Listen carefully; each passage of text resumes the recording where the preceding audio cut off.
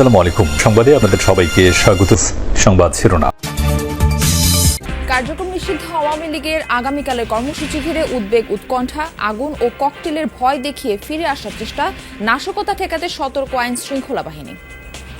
দেশের জানমাল রক্ষার স্বার্থে আমরা রাজপথে থাকবো। আইন শৃঙ্খলা বাহিনী যে তৎপরতা, এই দুইটার ক্ষেত্রে আমার কাছে এখন পর্যন্ত মনে হচ্ছে এটা এখানে খামতি আছে। রাজনৈতিক দলগুলোর মধ্যে যদি নিজেরা বেশি বিরোধে জড়িয়ে পড়েন, তখন কিন্তু একটা জায়গা তৈরি হবে যেখানে আবার অন্তর্ঘাতের যারা করতে চায় তারা সুযোগ পেয়ে যাবে। রাজধানীতে বাসে আগুন, ককটেল বিস্ফোরণ, সন্দেহভাজন দেখলেই গ্রেফতারের সিদ্ধান্ত। আটককৃতদের বেশিরভাগই নিষিদ্ধ আওয়ামী লীগ কর্মী। ভারতে বসে অস্থিতিশীলতা তৈরির চেষ্টা করছেন শেখ হাসিনা। অভিযোগ, মির্জা ফখরুলের নোট অফ ডিসেন্ট সহ সনদ বাস্তবায়ন চায় বিএনপি। নোট অফ ডিসেন্টগুলোর ক্ষেত্রে বলাও আছে সনদে যে দলগুলো যদি নির্বাচনী ইশতেহারে উল্লেখ করে জনগণের ম্যান্ডেট পায়, নোট অফ ডিসেন্টগুলো তারা সেইভাবে বাস্তবায়ন করতে পারবে। জুলাই সনদের আইনি ভিত্তি ছাড়া কোনো নির্বাচন নয়। নয়াপল্টনে 8 দলের সমাবেশে জামায়াত আমির। নভেম্বরে গণভোট না হলে আন্দোলনের হুঁশিয়ারি। জুলাই বিপ্লবকে স্বীকৃতি দিতে হবে।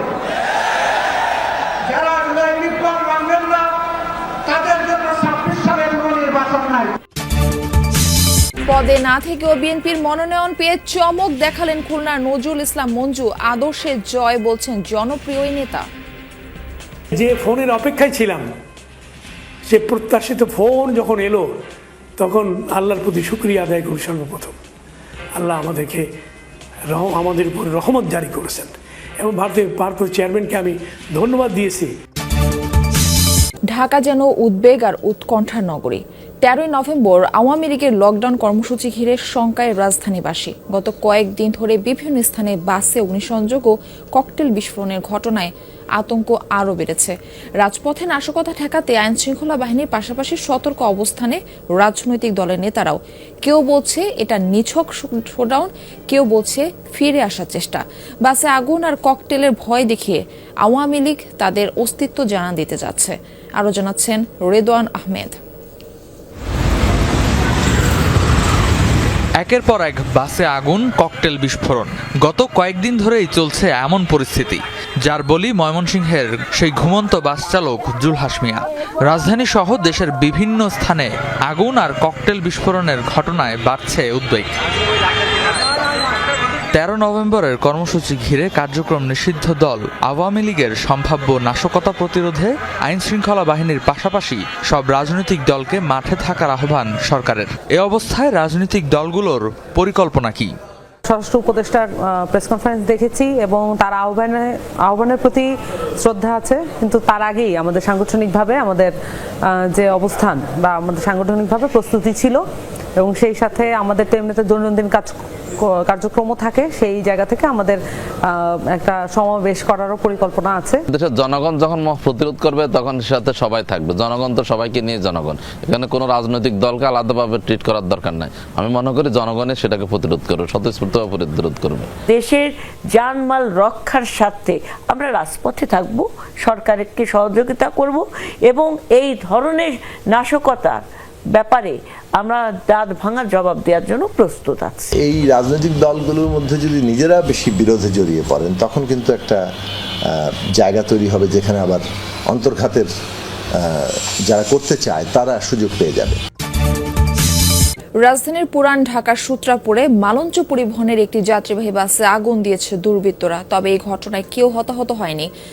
মঙ্গলবার সন্ধ্যা 6টায় সূত্রাপুর ফায়ার সার্ভিসের গেটের সামনে বাসটিতে আগুন দেয়। ফায়ার সার্ভিসের সদস্যরা 10 মিনিটের মধ্যে আগুন নিভিয়ে ফেলে। এদিকে রাজধানীর ধানমন্ডির আন্তর্জাতিক অপরাধ ট্রাইব্যুনালের তদন্ত সংস্থার অফিসের সামনে ককটেল বিস্ফোরণ ঘটায় দুর্বৃত্তরা। এসব ঘটনায় কাউকে আটক করতে পারেনি পুলিশ।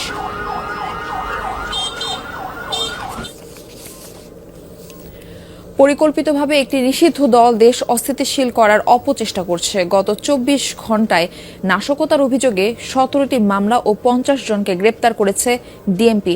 এসব তথ্য জানিয়েছেন ডিএমপির কমিশনার শেখ মোহাম্মদ সাজ্জাদ আলী।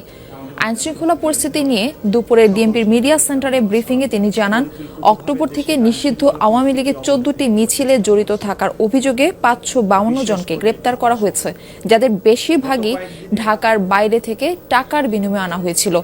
মিছিলে অপ্রাপ্তবয়স্কদের ব্যবহার করার কথাও জানান কমিশনার।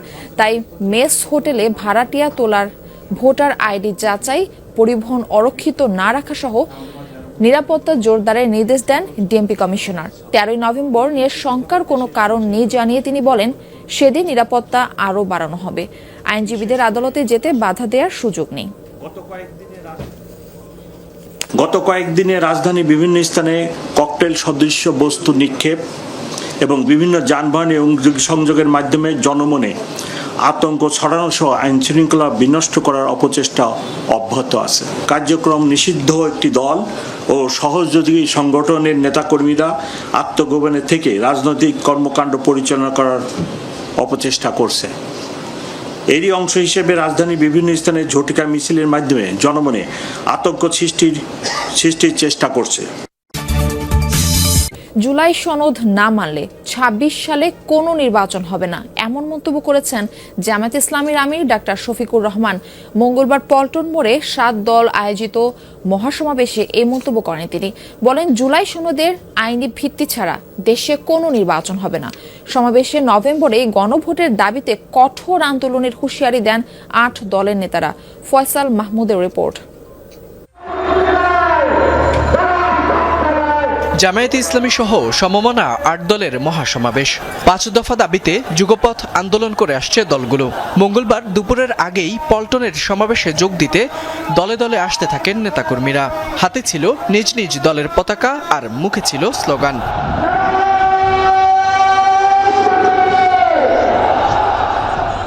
সমাবেশস্থল পল্টন বিজয়নগর হলেও মানুষের ব্যাপ্তি ছাড়িয়ে যায় কাকরাইল প্রেস ক্লাব ও বাইতুল মোকাররমের উত্তর গেট সহ চারপাশে। সমাবেশে বক্তব্য রাখেন ইসলামী আন্দোলন, খেলাপথে মজলিস, জাকপা, খেলাপথ আন্দোলন, বাংলাদেশ খেলাপথ মজলিস, নিজামে ইসলাম পার্টি ও বাংলাদেশ ডেভেলপমেন্ট পার্টির নেতারা। আপনারা আবার নতুন ফ্যাসিবাদ কায়েম করতে চান সংবিধানের দোহাই দিয়ে। বাংলাদেশের জনগণ এই ষড়যন্ত্র বাংলার মাটিতে হতে দিবে না। কোন শক্তি যদি ফ্যাসিবাদী শক্তিকে বাংলাদেশে পুনর্বাসন করার চেষ্টা করে, আমরা 8 দল জনগণকে নিয়ে রুখে দাঁড়াবো ইনশাআল্লাহ। কিছু দল তারা গণভোট চায় না। কেন চায় না আমাদের বুঝে আসে না। তারা চায় পানি ঘোলা করতে। যারা পানি ঘোলাতে চায় তাদের পরিণতি ভালো হবে না। বক্তারা বলেন, দেশে 72-এর বাকশালপন্থীদের আর কোনো জায়গা নেই। অতি দ্রুত জুলাই সনদের আইনি ভিত্তি দেওয়ার দাবি জানান তারা। অন্যথায় বিপ্লবীরা আবারও মাঠে নামার হুঁশিয়ারি দেন তারা। অভিযোগ করেন, সংবিধানে গণভোট নেই যারা বলেন তারা নতুন ফ্যাসিবাদ কায়েম করতে চান।